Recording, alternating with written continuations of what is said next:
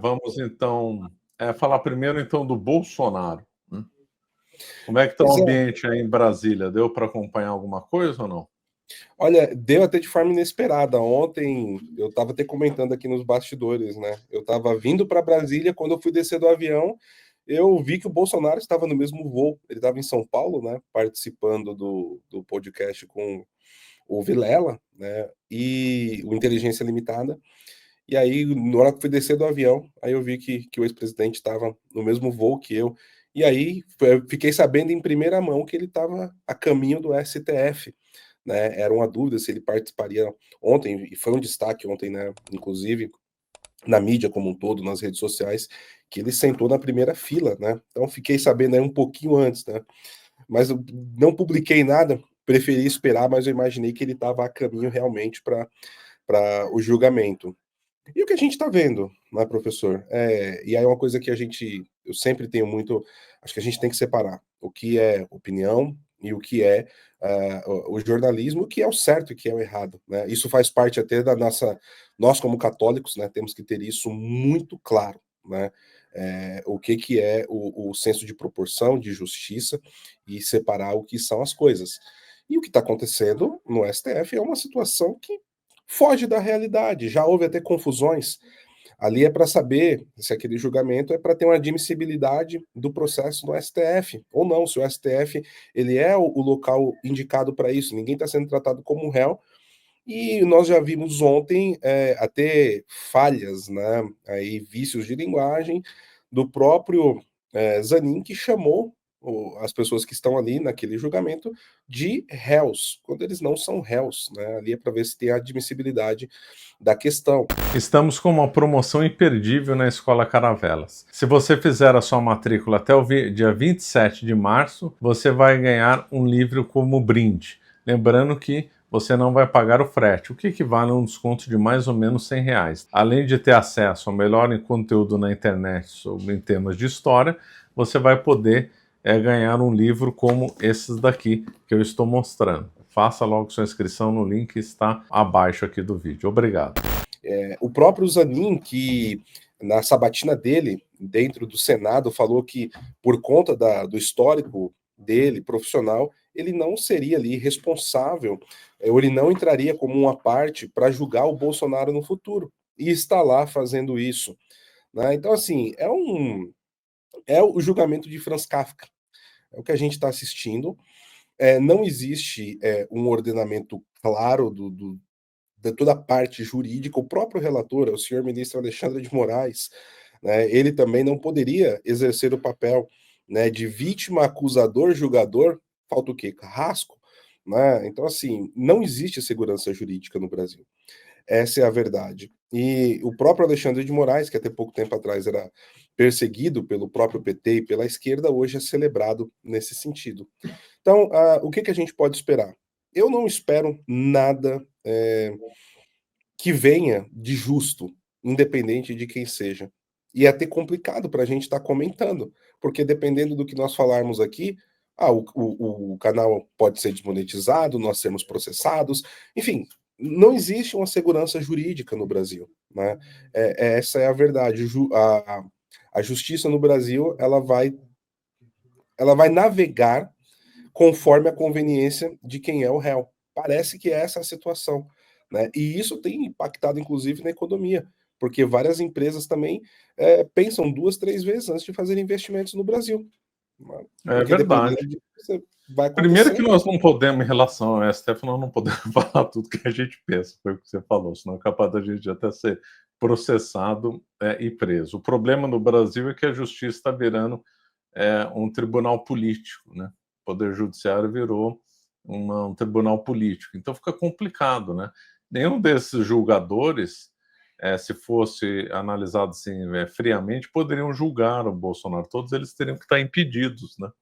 Por causa de coisas pretéritas, né? Então não dá. Então a gente não espera muita isenção aí nesse julgamento, infelizmente. Eu acho que o Bolsonaro vai ser o Supremo não só vai admitir aí o processo, né?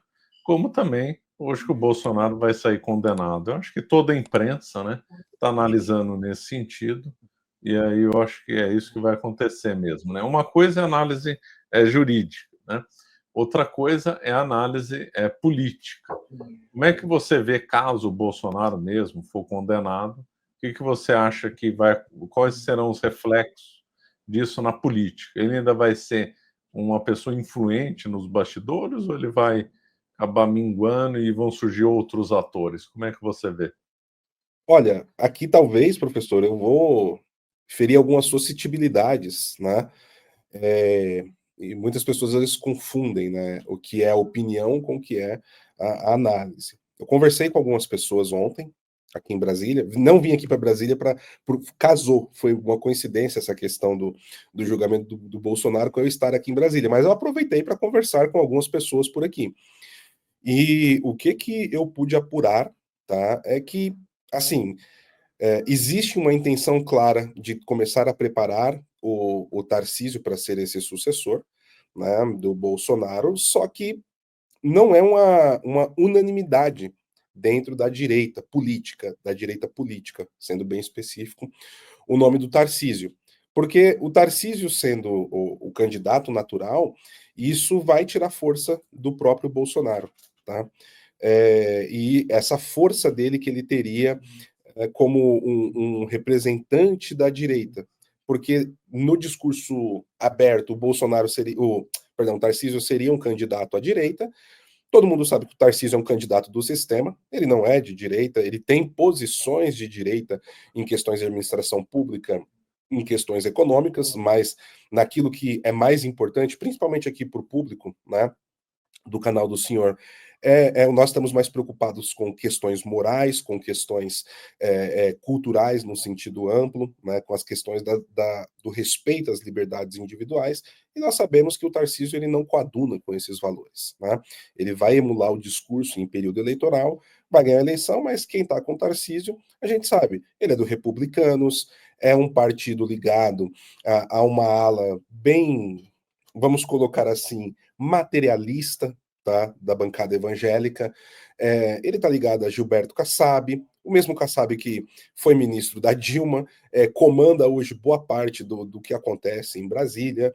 Então, não dá para a gente esperar necessariamente muita coisa nesse sentido, e o próprio entorno do Bolsonaro sabe que isso é verdade. Mas, da mesma forma, hoje o presidente Bolsonaro ele está rodeado de pessoas que são, na verdade, puxa-sacos. Tem muitos puxa-sacos no entorno do Bolsonaro, e esses puxa-sacos acabam quebrando até uma unidade de militância orgânica. Todo mundo é intergaláctico, quem não ouve ou quem não segue cegamente o que essa militância quer que seja dito é perseguido, é jogado aos lobos, e isso vai fazer falta no ano que vem eleitoralmente. A gente está percebendo que isso está influenciando no apoio popular do Bolsonaro. Porque, por mais que se negue, essas pessoas foram as mesmas que escolheram o Bolsonaro como um representante da direita, e foi um movimento de centenas de pessoas de diversos núcleos, de diversos pontos, que fez o Bolsonaro ser também a pessoa que ele é. E a gente ouve algumas pessoas assim que têm um horizonte de consciência mais curto e falar, mas foi o Bolsonaro que despertou todo mundo e etc. Antes do Bolsonaro eu nem sabia o que era direita. Tudo bem, mas para isso chegar, esse movimento chegar até você, teve um movimento de mais de uma década sendo trabalhado em diversas frentes para que o Bolsonaro fosse esse representante. E essa quebra entre um entorno de puxa-sacos que prejudica a própria leitura da realidade, né, que está no entorno do presidente, alguns até políticos, deputados hoje, né, que faz esse papel de cachorro louco, eles afastam pessoas moderadas. E a realidade, em qualquer eleição, em qualquer lugar do mundo, que você precisa ter uma militância engajada. Mas vamos colocar aqui 60, 70% do eleitorado, em qualquer país, ele precisa ter a simpatia de momento da eleição. E isso vem com uma militância, principalmente hoje de internet, que fale com todos os setores. E foi isso que fez o Bolsonaro ser eleito em 2018. Então, assim, de maneira clara, para responder a pergunta do senhor, se o candidato ano que vem for o Tarcísio, Eu acho que o Bolsonaro vai sim começar a perder força nos bastidores.